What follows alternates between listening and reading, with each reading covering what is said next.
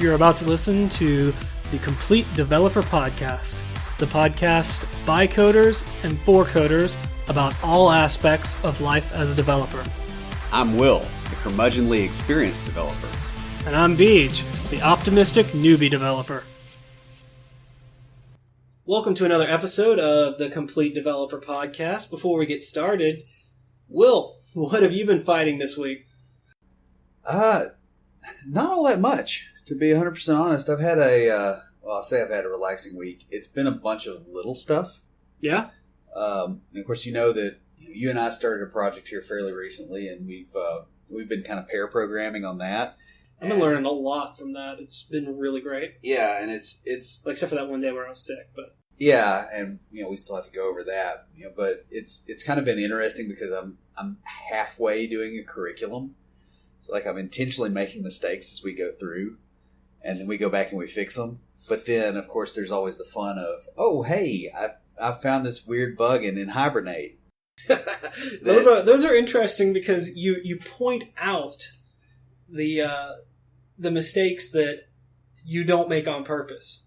Yeah. Like when we found a bug and it took like an hour to fix it. It was closer to two and a half, I think, wasn't it?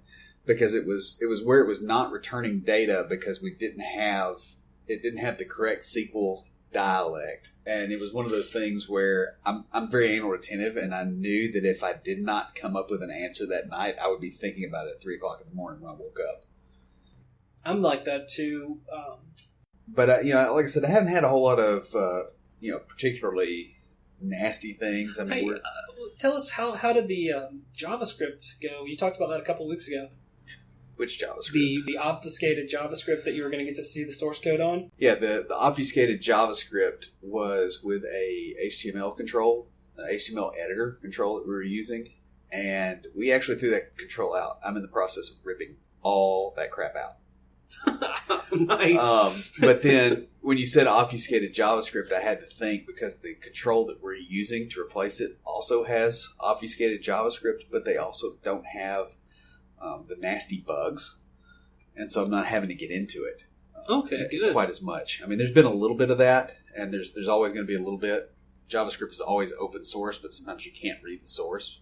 But yeah, I did kind of have a little bit of a slug and match with it today, and I'm hoping that the folks at the control vendor can help me out. I've already sent them a bug report. You don't request bugs. I've already sent them a bug report because we have something in there that is periodically deciding to just give up and close a socket. You told me about that earlier. Yeah, it's just like, hey, here's a load of data I want you to process, and something in the middle goes, socket denied about halfway through, and it just flips out, and I don't know if it's something in the environment. I can't get any kind of stack trace on it. All I see is the event log entry and failure at the other end. So it's probably something stupid. It's probably some little configuration thing. I just don't know.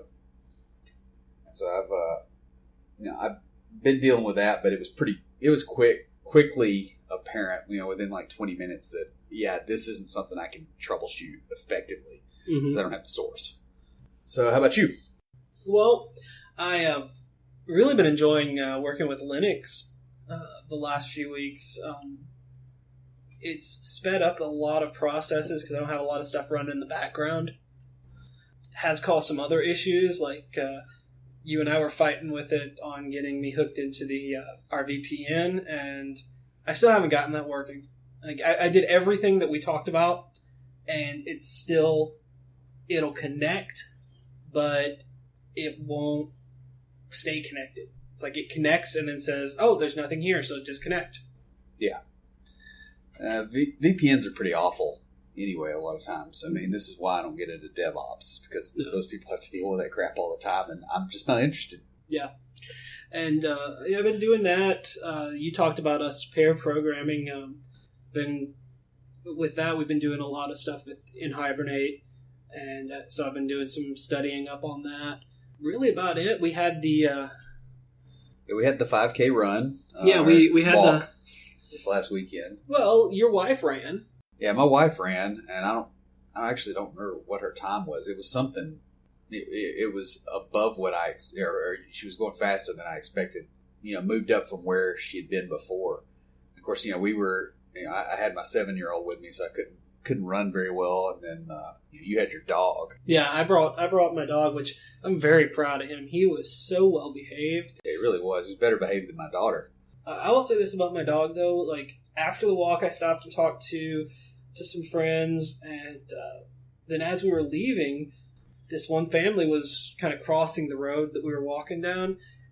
They had a little kid, probably a year and a half, probably not even 2 years old, and he wanted to pet the dog. And so I told my dog, sit, and he sat down, and he let the little kid just walk up and pet him. I was so proud of him for that.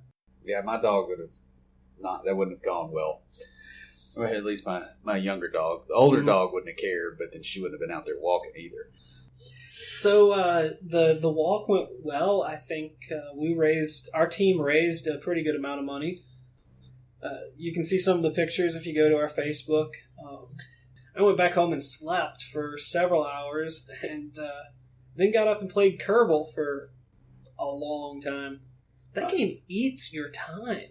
Yeah, well, it's better than what I did. I went to war against the wasps on my back patio. There's like 1,000 red wasps back there, or close to it. I mean, it's probably not really 1,000. It's probably like 700 or 800. I had to get them up with a shop vac. I used 4 cans of wasp spray. It sounded like it was raining. All these wasps decided, hey, Will's patio is where we want to go to die, and they did. Well, I think I started playing around 5:30 or 6 o'clock, and at 2 in the morning, realized I was tired. Yep.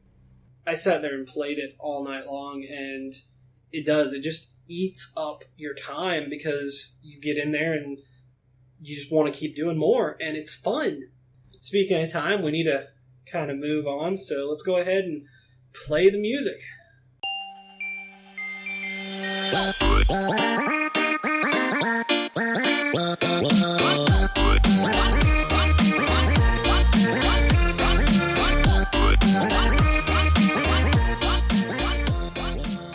For this week in IoTs, I want to tell you guys what happened. So I have my Raspberry Pi. It's a really cool setup at home where I've got my laptop and an extra screen, and then I've got a little small digital TV that I've got the Raspberry Pi plugged into, 2 keyboards and 2 mice, and wow, it's fun. It's a fun little setup. So I'm on the Raspberry Pi. That's probably like 3 weeks ago. No, 4 weeks ago now. 3 weeks last week. 4 weeks ago now. I started installing different things. I've been spending a lot of time on it. I just put a lot of stuff on there and kind of filled up the little 8 gigabyte card that came with it. So it had the Noobs Raspbian on there. And that did not allow me to adjust the partition. Yep. So it was full. I could get in and I could run anything I wanted from the command line, but I could not get into the GUI. What version of Linux or what distro of Linux is that based on? It's based on the Debian. So you could have probably done a sudo apt-get install gparted, which is the GNOME partition tool, and probably resized it. No, I did. It didn't work. It didn't work? No. Oh, man. That's what I was saying. The Noobs, guys, if you guys are brand spanking new to Linux, Noobs for the Raspberry Pi is great because it handles so much stuff that you would have to do on your own. And it was great for me very first starting out. But as I kind of filled the disk, it became a problem. So I was having trouble removing stuff, and even after I removed it, it still said disk was full. But I spent about 3 weeks, probably 5 or 6 hours a week. I mean, I didn't spend a whole lot of time because I was busy with other things, but I put some time into it and just fought it and fought it and fought it. And usually what I would do is I would get on, I would try something just like Will had said, and it wouldn't work. I'd get frustrated, and I'd just use the command line to do what I wanted to do anyways. That's the nice thing about it is I could still use the command line, and I could still get into Scratch. So eventually, I just got fed up enough with it that I said, you know what? Forget this. I'm just going to completely reinstall, and I'm not going to do the Noobs. I'm just going to do the Raspbian. The Noobs is Raspbian, but it's like... it's softened up. Yeah, exactly. So I did. I reinstalled with the Raspbian, and it's worked fine ever since. Cool. This episode is titled, "The Customer is Not Always Right." And we're going to start discussing this from a business perspective, which you'll find bleeds over a lot into the software development perspective, because honestly, even in software development, we're still trying to serve a customer base. It's just a little bit, there's a layer of abstraction in most cases. That's a really good way of putting it. I'll be honest, I wrote the show notes for this, and when I started looking up the topic, you guys know we do a lot of research, and by research I mean Google. But we wear Google out. We do. But when I was on there looking stuff up, basically I found a ton of stuff specifically for business, but almost none for developers dealing with customers, because we really don't directly deal with customers in our role. Well, we don't recognize that they're customers. There is that too. What we've done is we've taken the plethora of information on how to deal with customers from a business perspective, pulled out the things that really apply to both business and development, and we're going to present that to you guys as the base for the episode. So to start off, everybody's heard the phrasing, "the customer is always right." That was the base for the title of the episode and the base for a lot of the blogs that we found.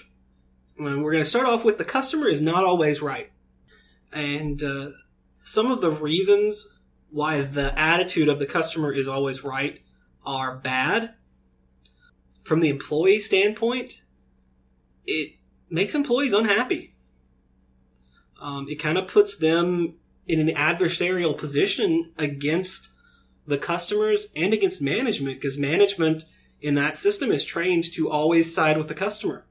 Right. And I think a lot of people have been in this situation. If you've ever worked retail, that's the first thing you hear is the customer is always right. And you'll still see this in the development community a lot with, okay, the employer is always right. And yes and no. It's not quite that simple.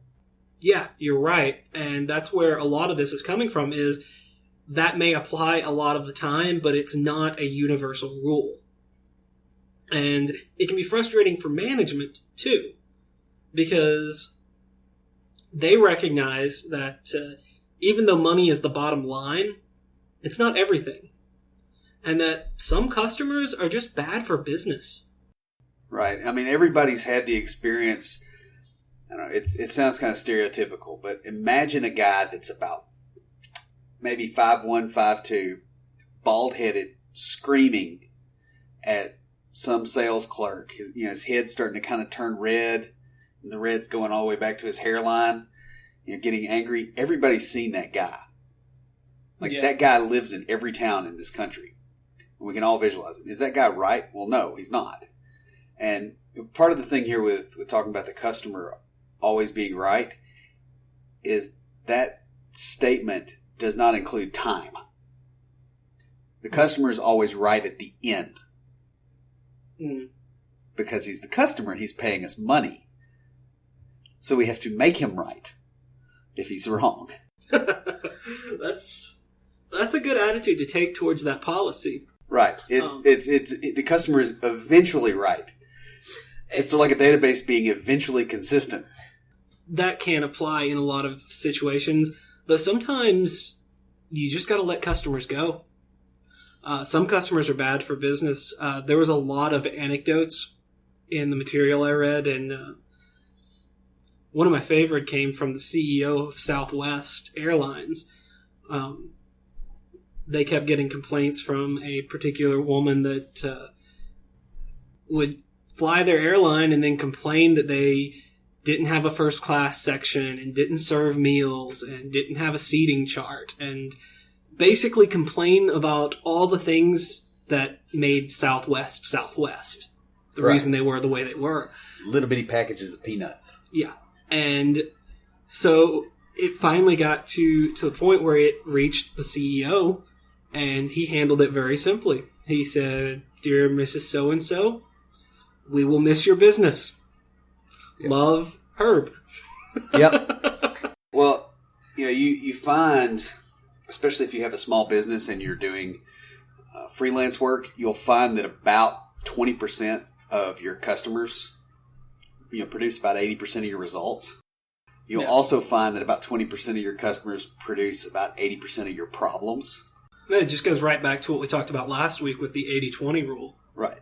That applies into a lot of places. It's really kind of a universal mathematical constant. I don't know if it's really a constant. It's more like a statistical distribution thing. I'm sure that somebody that's a math nerd is going to jump in and actually tell us what the statistical basis of that, which would be fascinating. I'd love to know, but by the way, if we do have anyone out there that can do that for us, comment. We're on Facebook, Twitter, and or on the website. So at some point, when you have a bad customer, you are able to fire a customer as a business. You can say, "Look, I'm just not going to work with this guy. That's not that it doesn't pay enough. It's too many problems. It's perfectly acceptable. Businesses actually will fire you if you're annoying enough. Even doctors can discharge patients from their service. Yeah.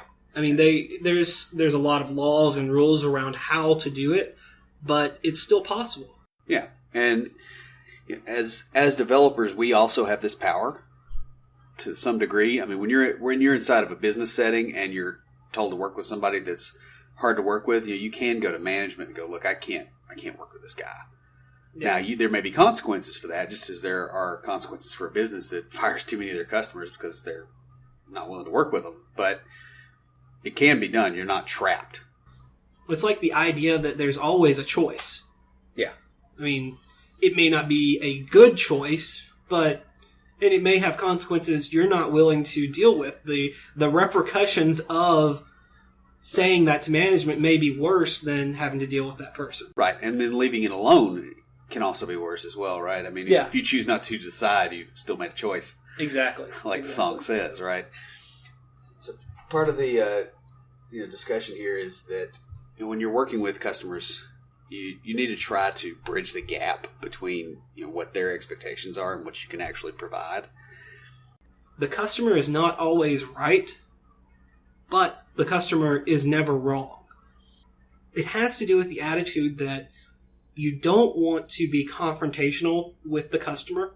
You want to take them and, even if the problem is theirs, educate them. Well, correctness is a vector. Move them along it. And some ways to do this are to listen first and ask questions later. Yeah, and I've had this experience where somebody will go, "Oh, this app is ugly and da-da-da-da, and it doesn't work like I want," and they're going off, right? And then you find out that, oh yeah, it doesn't work on mobile, and there's one little stupid thing, and you can fix it. But you think, starting the conversation, you think everything is busted. You're completely wrong.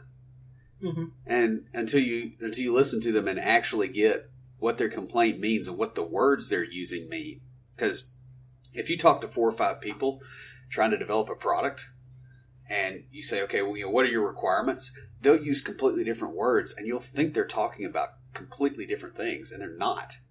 Just like when we were talking about, just in the industry, we have a ton of words to mean the exact same thing. Or very close to the same thing.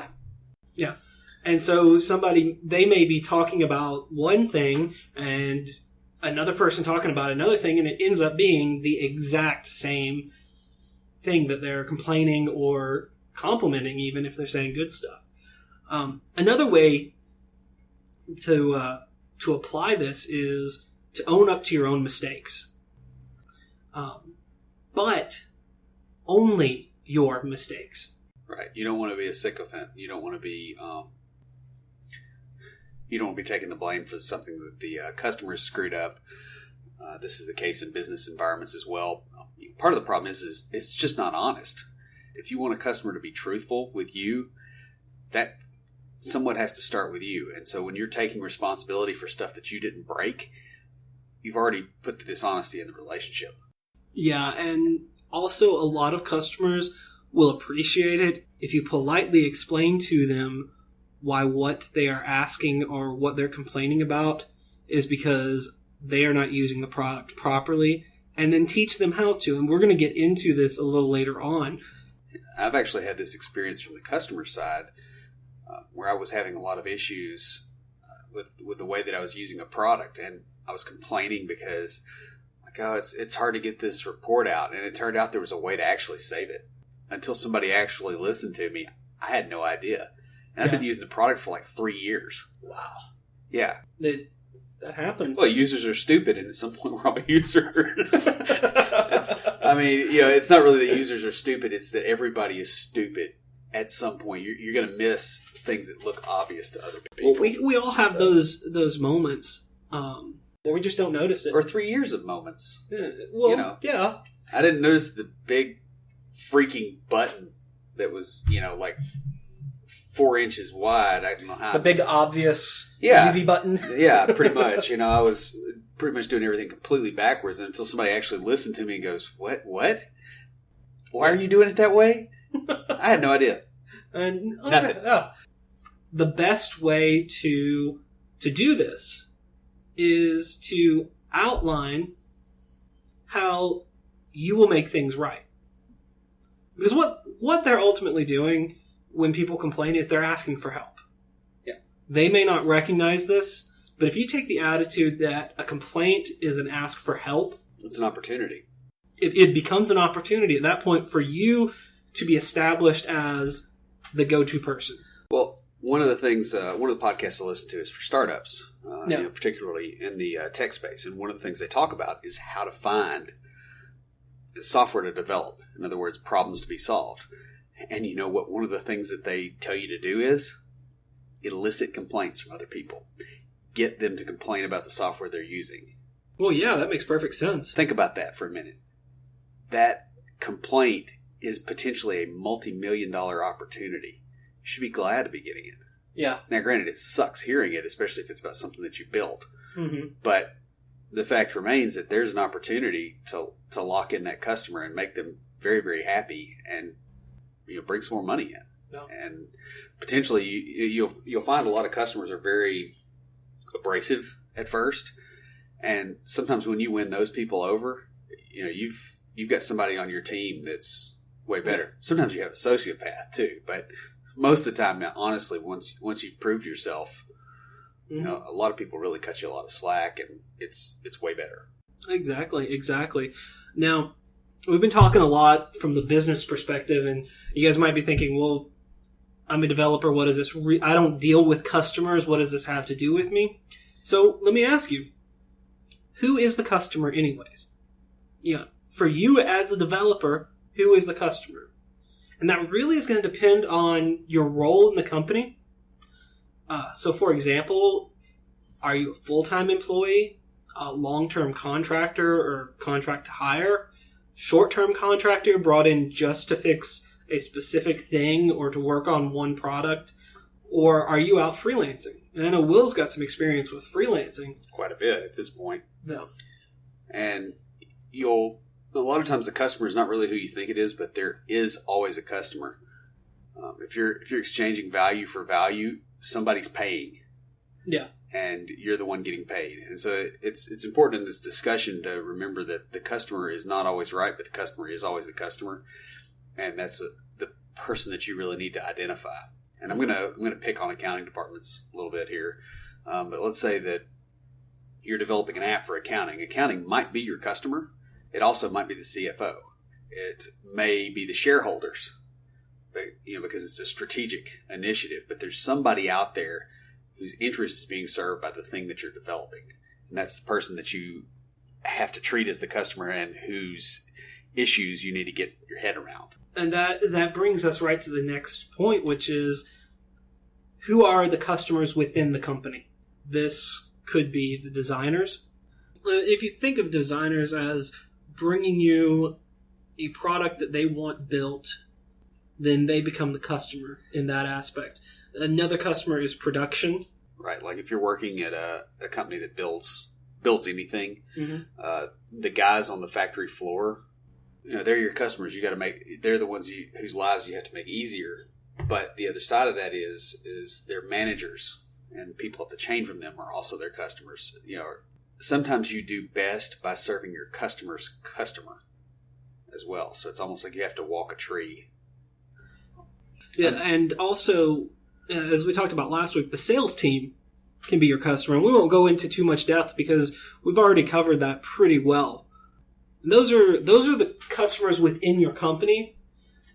Other times, especially if you're working freelance, you're going to be working directly with the customer who's buying a product from you. So those are the main customers that we really deal with as developers. So now we're going to talk about some of the issues that come up with dealing with them and how the customer is always right doesn't always apply, especially in what we do. And we'll start off with... Well, and bear in mind here, we're also going to apply the notion that the customer is eventually right because you get them there. Yeah. Well, I mean, it's the customer is not always right, but the customer is never wrong. So first, we're going to talk about when the customer, and this is really big with when your customer is a designer or brings a design to you to build, when they ask for the impossible. And I have a quote here that says, "In the web design industry, developers have gained an unfortunate stereotype of being grumpy, overly pragmatic naysayers, especially towards their designer counterparts." So my challenge to all of us as developers, especially those listening to the podcast, is guys, gals, let's beat the stereotype.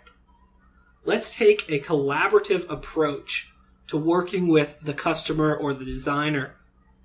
And some ways to do this are to be on the team that comes up with the design. That's not always possible.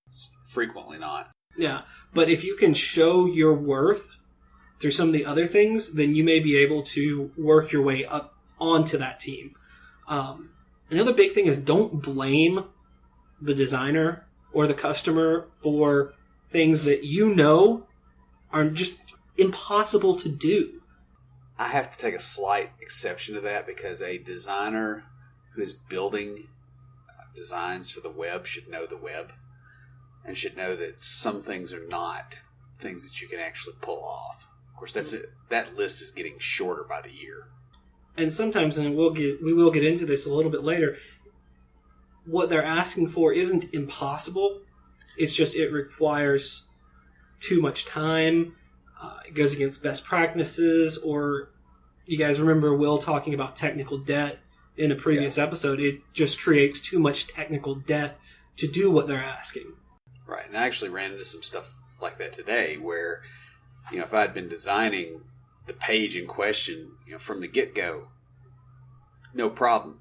Could totally do it, but because of the way that it was already built, what I had to do that should have been 30 seconds of work ended up being 24 hours and counting. That's because insane. It was code had a lot of hands in it, so sometimes you have to kind of work with the designer a little bit and go, okay, we could do this if this was new, but we can't do it now and maintain keep it within the scope of the timeline. Yeah. And that's usually the way that you want to word that. A lot of times the designer will be like me. I know something's possible, so I'm going to go out and find out how to do it. But the designer, that's not their job. Their job is, I know this is possible, so I'm going to put it into my design because it really flows with this or it works well. But they don't realize, yes, it's possible, but it takes this much. Or it takes this much in your environment. And when you get it to the point where you're explaining to them what the cost of building this actually is, a lot of times they go, well, crud, I could just do it this very slightly different way and it's all good, and it cuts the timeline and everybody's better off. Exactly. But when you don't start out adversarial, it typically works a lot better. When you take the attitude of listening to their idea and not immediately going, no, I can't do that, but saying, okay, what are you really trying to get here? Right. And listening to them. Almost together, as if you can look for a solution. Let me stroke my beard and say, it's almost like the way you would act if you were on the same team. You mean designers and developers are on the same team? I know, dogs and cats living together, mass hysteria. What Will has basically said is listen to what they have to say and what they're trying to do, and then take time to explain your reason. If it's a designer that knows code, which most do nowadays, you can talk to them in code about it. But if not, explain it in layman's terms. Like, don't talk over their head if you know that. Yeah, for instance, if you're talking about browser compatibility, talk about electrical plugs, European plugs and US plugs. They don't work together. Okay, you plug one into the other, bad things are going to happen. You can use these examples to explain what you're talking about, and by doing that, what you'll end up doing is setting yourself up as a resource for those designers. So when they have an idea that they know is possible, now they think, well, let me go ask him so I don't have to redesign this. Yeah, so I can build it in initially and not waste my time. If you respect their time, that it becomes very valuable to them. Yeah. So another thing that'll come up is scalability. A lot of times designers will say, "Hey, this would be really cool if this app kept in constant contact with the server and you kept everything live and up to date." Well, it's not really their thing to think about. Okay, what happens when we have 1 million users doing this? The server farm catches on fire, and so sometimes it's simple explanation of going, okay, well, we can do this. But we're also going to have to re-architect. We're also going to have to split it out in multiple servers. Our hosting costs go up. Instead of it being, $100 a month, now it's $2,000. And so we have to figure out a way that we can do this, maybe where it's not real time, where it's some kind of compromise between the two. And so you have to. Some of it is explanatory, and some of it is compromise. And it's one of those two things, more than likely. One of the things you really have to take into consideration to avoid conflict is if you think of it in terms of what is their role in the company versus yours. Yeah. With a designer, their role is to come up with really cool looking or neat ideas, innovative ideas, and bring them to you to build. Our jobs as developers is to be the pragmatic one, the practical one that says, okay, this is possible, we can do this, this is just not possible, or this is what it's going to cost. Right. And honestly, if all else fails, refer to management. If you're saying this is what it's going to cost, and they're saying we still want it, just push it off to management and say, hey, I'll do it, but this is the cost it's going to be. Yeah, and please, when you do that, apologize for interrupting their solitaire game. Now, another thing that'll come up when you're dealing with production, so it's a little bit different when you're dealing, for instance, with factory employees or people that are not necessarily technically savvy. Mm-hmm. You have a little different set of expectations, especially when they're under a lot of pressure. For instance, a factory line.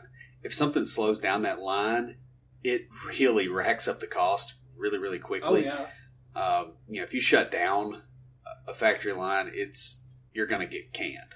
I would suggest that if you haven't worked in a factory setting, then go take a tour of one. A lot of places here in Tennessee, you can take a tour of Nissan. Yeah. We did that as kids. I was up in Pennsylvania last year, and y'all know I'm a big Harley fan. I was in York, Pennsylvania, and actually got a chance to tour the Harley factory there. And I could see exactly what Will's talking about. Whereas if something slowed up the line, that didn't just slow up the people working in that part, it slowed up the entire production. Right. And then you think, okay, I have 1,000 people working here, and there's 800 people down the chain from whatever this slow spot is. You have 800 employees working at suboptimal levels. It's a similar thing to when you're dealing with with software products that are involved in a safety or security type situation, if it creates a risk with the substantial economic penalties that come out of that risk, there's no way. You don't have that leverage. You can't push those people around. So you've got to figure out some way to get going in the same direction as them. I think this really goes back to a matter of respect and taking the approach of let's work together to solve the problem rather than you're complaining and I'm arguing with you. Because that really doesn't accomplish anything, and in the end, you're going to be forced to work towards a solution. Yeah, and if you're adversarial, what ends up happening is you were adversarial and everybody's ticked off at you and you still have to work towards a solution with more barriers now. Exactly. That you built. Another side of production is when you are working with a software company and you have system administrators. Yeah, and DevOps has gotten to be a big thing where they try to blend the two things, which I have very mixed feelings about that, because my impression of what goes on in the server room is a little bit different, because I maintain my own servers. I've maintained other people's servers, and I would not like to do that on top of development. Those are two really, really different industries. They really are, and I found this awesome blog post, basically called Vampires versus Werewolves. And I'm going to read you guys a couple of excerpts from it just because it's awesome and you got to read the whole thing. Because it's fascinating, and it explains exactly what Will is saying. Programmers are like vampires. They're frequently up all night, paler than death itself, and generally afraid to be exposed to the daylight. Oh yeah, and they tend to think of themselves, or at least their code, as immortal. System administrators are like werewolves. They look outwardly ordinary, but are incredibly strong, mostly invulnerable to stuff that would kill regular people, and prone to strange transformations during a moon or outage. When you're working with these sort of people, especially the sysadmins that are keeping a running product running, the victories don't really happen when you're actually engaging with them. The victories happen before that. Exactly. So you have to prepare, and you basically want to have all your ducks in a row, all the pieces they need to get it, and it just be smooth. That's really all these people want from you. And if you provide that, they love you. And if you don't, you are the cause of their headaches. Because when it's 3 o'clock in the morning and you're trying to roll out patches to 10 different servers and do a rolling thing, where you're calling your hosting provider and say, hey, take this out of the, take this one server out of the load balancer, and I'm going to fix this box and then put it back in the load balancing rotation, and then let's go to the next one. When you're doing that at 3 o'clock in the morning, you don't want any crap, because you're probably still going to be coming in at 10 the next day. And so, being aware of what these people's constraints are really will help a lot, and being prepared in advance. This is how you deal with this type of customer. In a way, it's kind of like working with designers, but the roles are reversed. Yeah. The system administrators can be a great resource for you to produce better code, because they can tell you what works, what doesn't, and how they fixed it. Yeah, and also, be sure and instrument your stuff.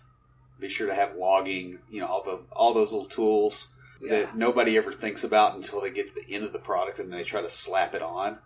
Mm-hmm. Like that should be in there from the beginning, because you are trying to serve. They're one of your customers, and this is one of those things that kind of feeds back into the whole development thing, right? Your DevOps people are your customers. Your users are your customers. Your users' managers are your customers. Your manager is your customer. Other developers 6 months from now are your customer as well. Right? You've got to. It's a multivariate optimization problem. You've got to keep all these people happy, because the one that you denigrate or you ignore is the one that's going to burn you. So now another group that comes into the mix, and we discussed this, is management and your sales team. We hit on that a little bit last week's episode. And what you kind of run into is the difference between that's not how I would have done it versus that's wrong and needs to be refactored, rewritten, or reassigned. And sometimes you don't know what they're asking. Sometimes they're just saying, hey, it's not the way I would have done it, but all right. And sometimes they're saying, that's not the way I would have done it, and you need to redo it. Yeah. Well, and it depends on who the customer is. Yes. If it's another developer, the product that you are giving them is the code. Exactly. And so they're not happy with it. Whereas if it's management, the result, the product that you're giving them is the results they get. If it's the customer, it's probably the user interface plus the results. With the management, I would think it has a lot to do with where your manager's background is. Because a manager with a coding background, they're more likely to mean it needs to be redone. There's a lot of times when they're a manager with coding background, they've been out for a while. And so if it's not the way that it was done in C, they're not happy with it. And that can be an interesting problem when you're doing modern object-oriented programming in a scalable web environment. Yeah, I can see that being an issue. And you can see it from the look on my face. I know that listeners can't see this. I've had that experience, and that can be a little interesting to navigate because you don't want to insult them and go, yeah, we don't do it that way. I don't churn my own butter. Yeah. And trying to put that in a way that's non-offensive can be kind of tricky, especially for me. Okay, so that is a great example for this section, and I really like it. So let's say we're in that. How did you deal with it? Let us know. Give us some good ideas for when that comes up. Well, in this particular case, I actually talked to several other developers, and so we kind of worked with the manager and started kind of showing them best practices. Because the guy was a sharp programmer, but he was old school. And that's great until you have to get into an environment where you're trying to scale, and especially discussing things like how threading works in .NET and some of those sort of things. Because he came from the C background, he was able to get away with a lot of stuff that we really couldn't. The stuff he was doing was much faster and it was less safe, but we didn't really have the constraint of needing that much system speed. We could put it on multiple servers and we're good. And that worked out to be cheaper than going, okay, let's over optimize this where it can run on one server. Because bear in mind, we've got load balancing anyway. So split it onto two servers. Because you're already paying for that. You have to keep the thing up. So it's not really, it wasn't enough difference to hurt. And so we were able to kind of quantify that. Now that's a big thing with working with managers is when they ask you to do something like that, coming back with a quantifiable reason. It goes back to what we said in the first episode where you want to talk to the manager and repeat back what they say to you, and sometimes buy yourself some time by saying, let me get back to you on that. Let me run the numbers and see, and things like that. So yeah, and that can work well. I guess the way I try to look at these sort of things is sort of like a car accident. When you're reacting, you're already hit. More than likely, you're going to collide with something. Whereas if you're seeing it up the road and you're seeing this guy swerve back and forth across lanes, you take a different route. It's one of those things that a little bit of preparation beforehand is a lot better. Like I knew the boss was a C programmer, and because of the code I was having to deal with, I knew that he wouldn't like it, and so I already had my ducks in a row when an issue came up, and I was like, oh yeah, I was looking into that, and then I looked at this, and this seemed to. Okay, that makes perfect sense. I didn't have the background of you already knowing that he was a C programmer. But yeah, when you already know that, well, if you that's just wise to have that in preparation. You want to know the people you're working with and for, because there's the social aspect of it, and I know not everybody is as socially outgoing as us. However, knowing those backgrounds can make it easier. You should have a pretty good idea of, this goes back to the whole thing of who is my customer. Okay, the customer is not a placeholder. It's not sales. My customer is Brian in sales. Exactly. There's specificity here, and the reason that you want to do that is because it makes it easier for you to visualize what you should do next. And it also makes it easier to pull an allegory out of your backside like I do all the time. That's very true. When you know your audience. Right. When the customer becomes a person and not just this abstract customer out there, that's another very important thing in working with them, because the whole idea here is not the customer's always right and we have to do everything that they want and bow to their every whim, but it's also not the customer's always wrong and we have to force them to do what we think is right. It is they have a goal and our job is to help them reach that goal. If we can. If we can, yeah. And if not, you forward them on to someone else who can. Exactly. But you don't try to change their goal. And dealing with management and sales too, building trust with the management can be very crucial to this. And you can do this by just doing what you're asked to do. Even if you disagree with it, do what they ask.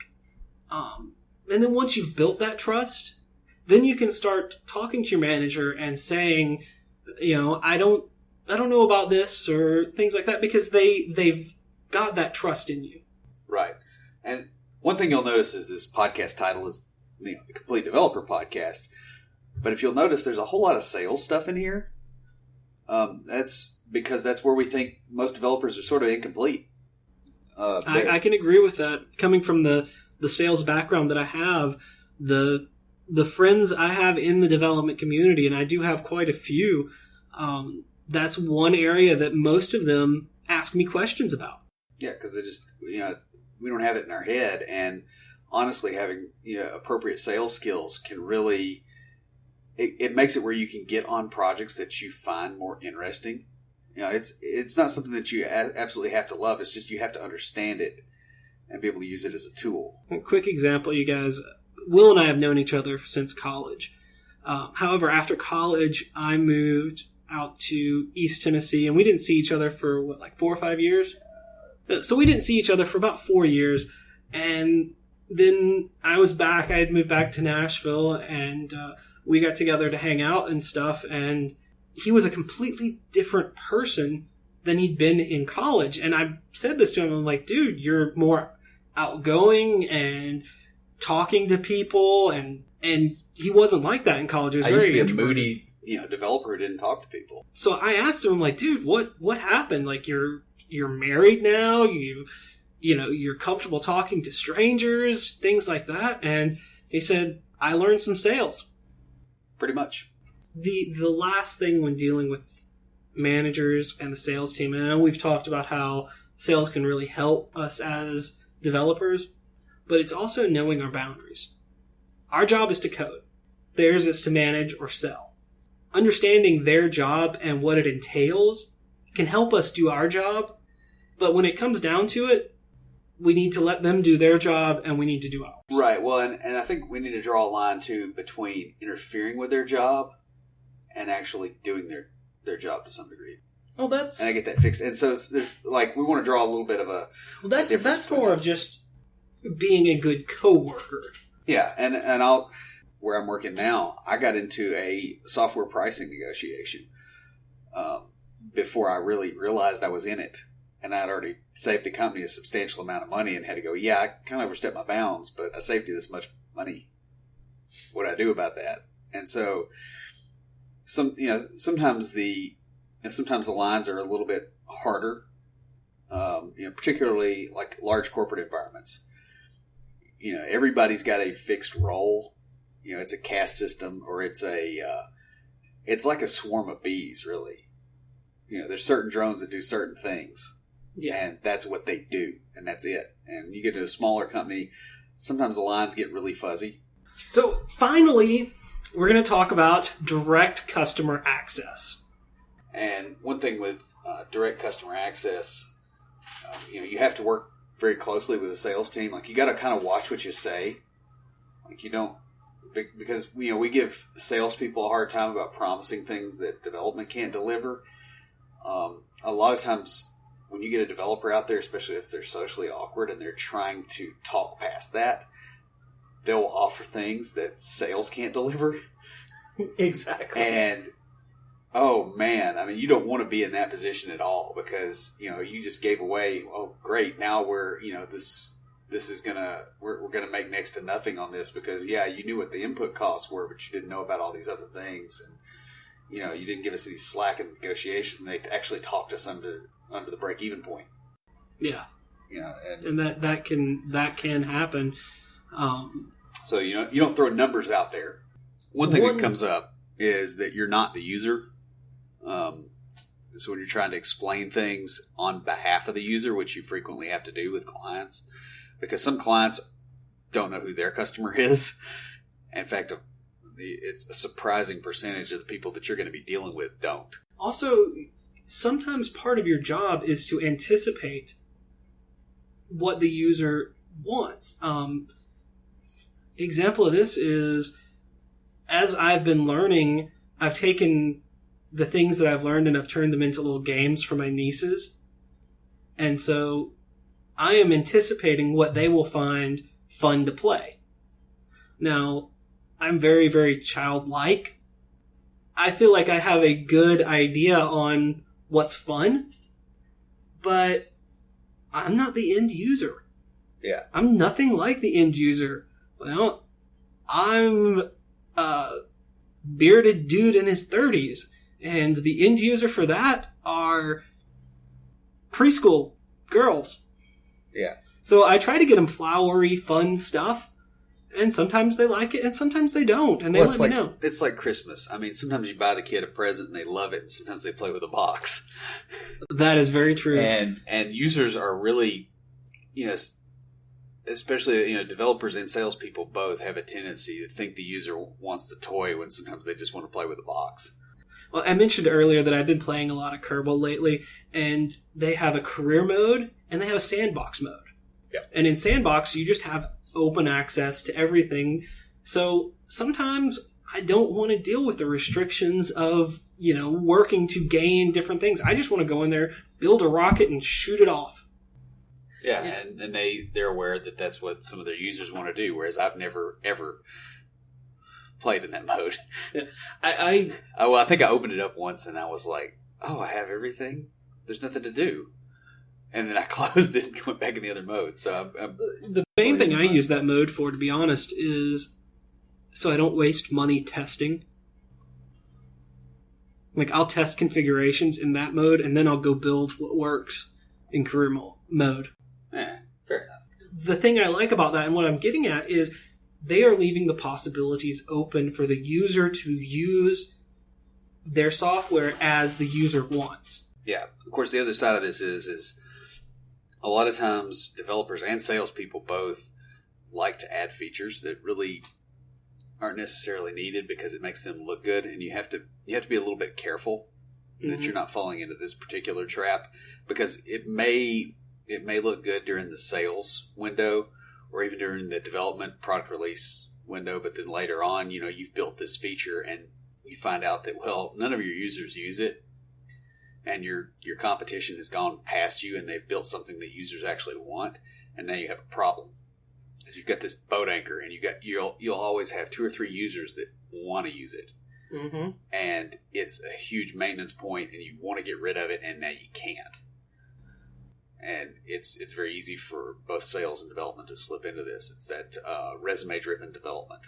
Actually, I found a pretty cool blog that talks just about that, and one thing I thought was really funny is that it talks about how there's a culture in development that more features equals better promotions.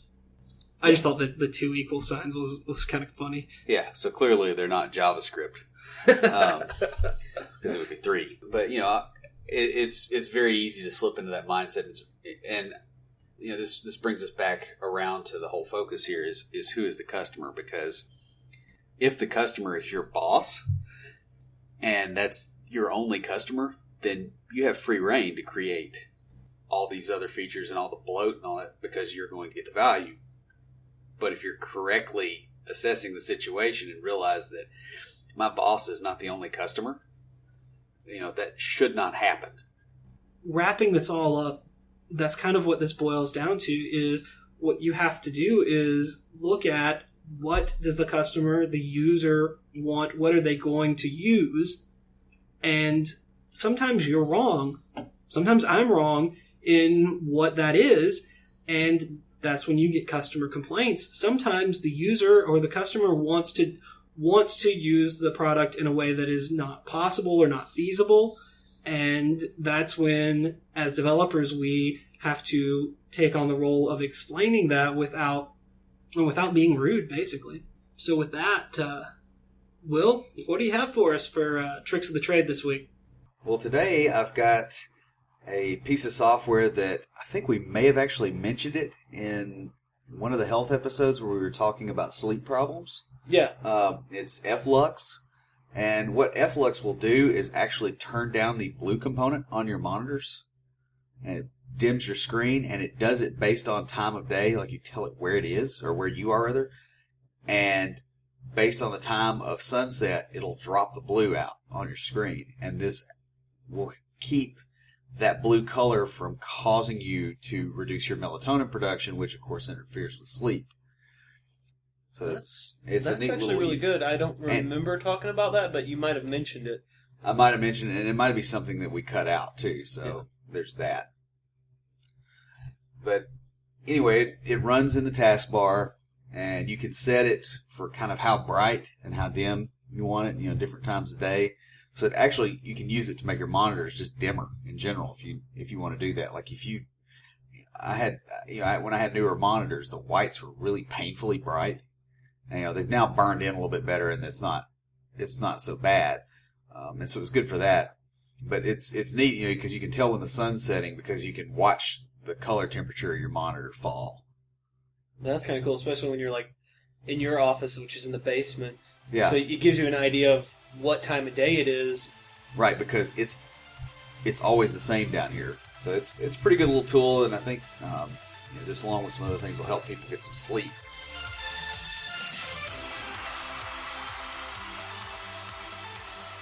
If you have a question or comment for us, please email us at neckbeards@CompleteDeveloperPodcast.com.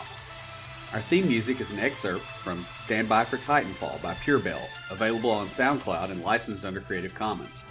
The intro music for IoTs is OMFG Hello by Argo Fox and is also licensed under Creative Commons and available on SoundCloud. For references, show notes, and to sign up to our email list, be sure and check out the website at www.CompleteDeveloperPodcast.com. You can also follow us on Twitter at CompleteDevPod and like our page on Facebook to keep up with news about the show. Thanks for listening. See you next time.